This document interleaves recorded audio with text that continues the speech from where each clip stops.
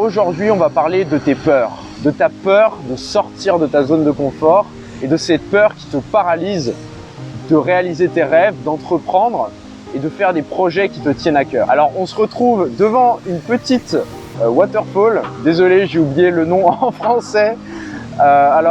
C'est un petit peu chiant parce que c'est le désavantage d'avoir un smartphone pour filmer. C'est que la lentille est un peu trop petite et dans ce cas-là, il capte pas assez de lumière et ça fait un petit peu un contre-jour. Et du coup, tu es plus concentré sur moi, donc c'est peut-être pas si mal. Donc aujourd'hui, on va parler de tes peurs. C'est un sujet que j'ai abordé dans le mail du dernier dimanche, donc dimanche qui est passé. Et je t'invite à aller t'inscrire dans mes mails privés. Donc c'est le premier lien dans ma description. C'est pour les personnes qui justement sont dans un stade dans leur vie où elles ont besoin de faire un break, de prendre du recul, de vraiment prendre le temps de mettre les choses à plat. Et dans mes mails, je te partage du coup des choses beaucoup plus personnelles pour t'aider à vaincre ces peurs, à t'aider à faire ton premier voyage initiatique, d'où le thème de ma chaîne.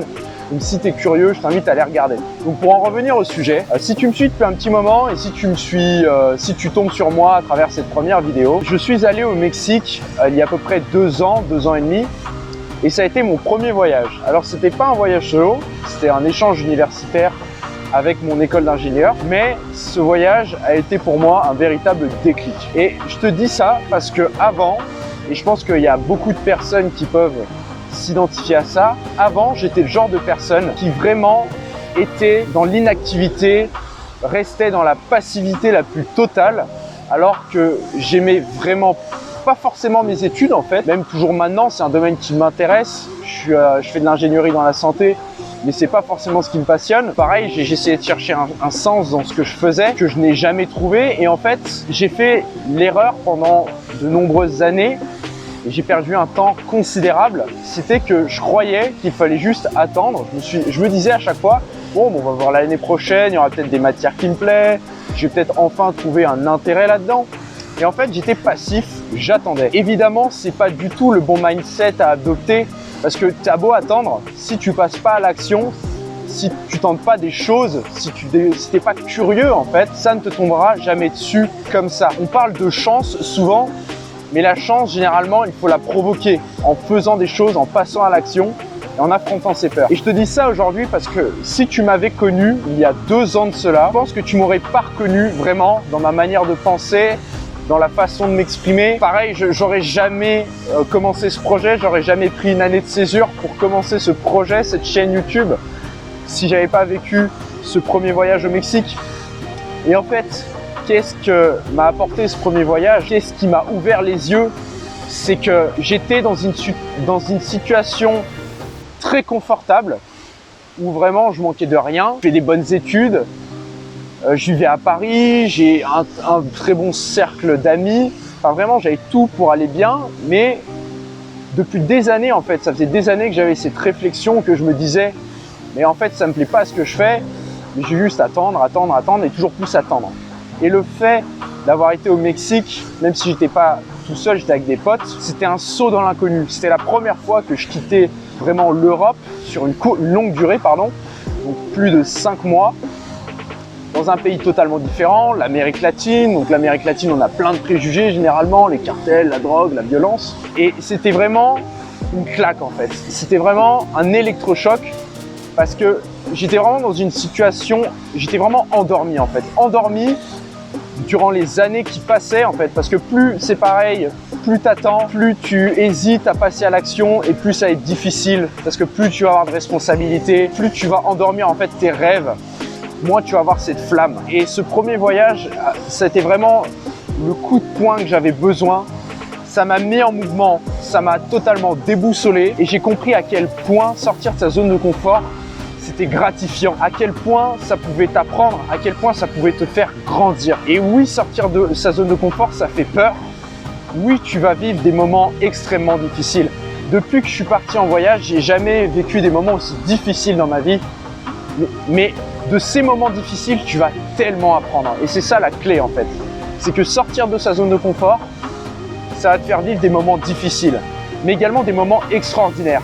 Parce que tu auras justement un contraste énorme. Quand tu vivras un moment difficile, tu vas avoir des moments très difficiles, des moments très faciles, encore plus quand tu sors de ta zone de confort et ça va faire un énorme contraste et les moments incroyables que tu vas vivre qui vont contraster avec les moments compliqués, ça va être vraiment une claque pour toi et tu vas t'en souvenir toute ta vie.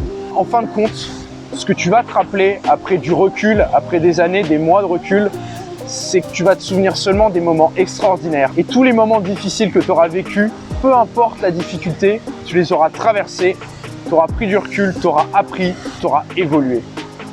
Et c'est ça le problème de rester dans sa zone de confort et de ne pas l'élargir, c'est que tu stagnes personnellement et tu perds du temps. Et le temps, c'est vraiment précieux, c'est la ressource la plus précieuse que l'être humain a, bien au-delà de l'argent, parce que tu n'achètes pas du temps. Tu peux vendre ton temps, mais tu n'achètes pas du temps. Et si je te fais cette vidéo, c'est pour te montrer que peu importe d'où tu pars, moi je partais vraiment de très loin, j'avais vraiment peu confiance en moi avant. Et c'est pour te montrer que si moi j'y suis arrivé, toi aussi tu peux le faire. Et c'est pas si compliqué que ça.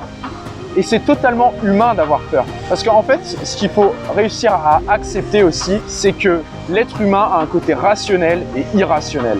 Et ce côté irrationnel, ça va te faire surdramatiser les choses, surdramatiser les événements. Et notamment quand tu as peur. Tu vas essayer tu vas réfléchir et tu vas trouver tous les moyens possibles et inimaginables, même si la probabilité est extrêmement faible, pour te décourager et te démotiver à sortir de ta zone de confort. Et ça, c'est la partie irrationnelle de l'être humain. Et tu ne peux pas lutter contre ça. Tu ne peux pas lutter contre ton côté animal. Et c'est bien là le point crucial qu'il faut que tu comprennes.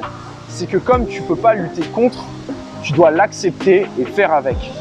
C'est pas parce que une personne, c'est par exemple, donc du coup, je t'ai pris moi comme exemple personnel, mais c'est pas parce que j'ai fait tout ça, je suis parti en voyage seul, j'ai pris mon année de césure, comme je t'ai dit, j'ai pas arrêté de sortir de ma zone de confort, que j'ai arrêté d'avoir peur. J'ai toujours peur quand je sors de ma zone de confort. Mais comme j'ai compris, comme j'ai vécu et comme j'ai vu tout ce que ça m'a apporté, malgré tous ces moments difficiles, et du coup j'en regrette pas un seul. Suite à ça, je ne demande qu'à toujours dépasser mes limites et toujours essayer de nouvelles choses.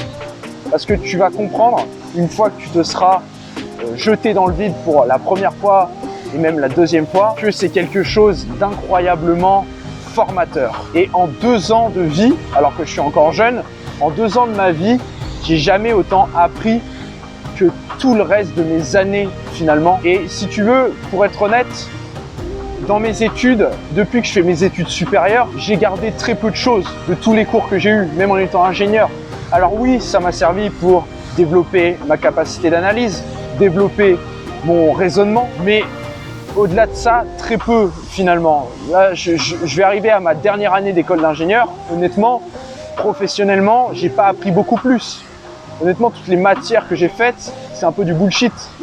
Mais par contre, personnellement, à travers tout ce que j'ai vécu, à travers mon voyage, à travers ce voyage, à travers ma chaîne, j'ai tellement évolué, c'est incroyable. J'ai fait un bond gigantesque. Et du coup, c'est vraiment le message que je veux te faire passer à travers cette vidéo. C'est que si tu es au stade 0, c'est-à-dire que si tu es vraiment encore dans cette zone de confort où tu as tellement peur que tu mets tes projets de côté, que tu ne réalises pas tes rêves, pose-toi une seule question.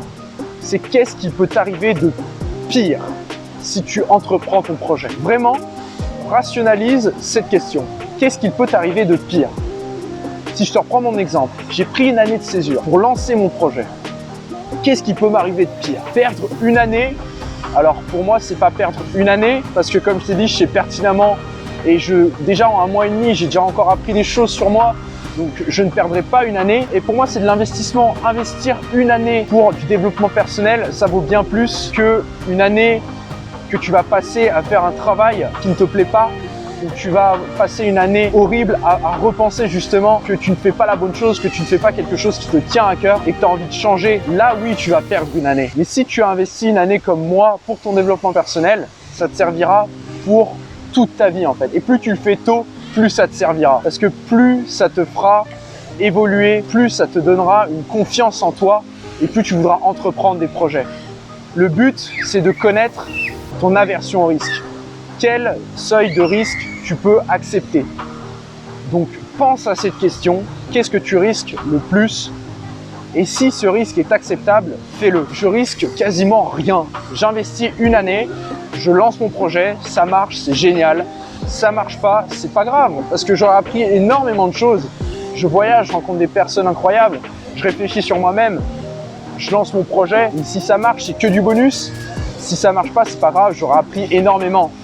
Et la chose la plus importante, c'est que je n'aurai aucun regret. Parce que quand tu as des projets en tête, quand c'est quelque chose qui te tient vraiment à cœur, tu as beau essayer de l'enfouir au plus profond de toi, de ne pas passer à l'action, ça va toujours te revenir et te trotter dans la tête. Et ça jusqu'à ton lit de mort. Et si quand tu arrives à ce stade-là, que tu es sur ton lit de mort et que tu regrettes les choses que tu n'as pas faites, ça c'est absolument ce que je veux éviter et donc je n'aurai aucun regret. Donc voilà, j'espère que cette vidéo t'aura plu. Si c'est le cas, abonne-toi si c'est pas déjà fait, c'est ce qui m'aide le plus. Et moi je te dis à très bientôt, merci de me suivre et d'être toujours plus nombreux. Ciao ciao.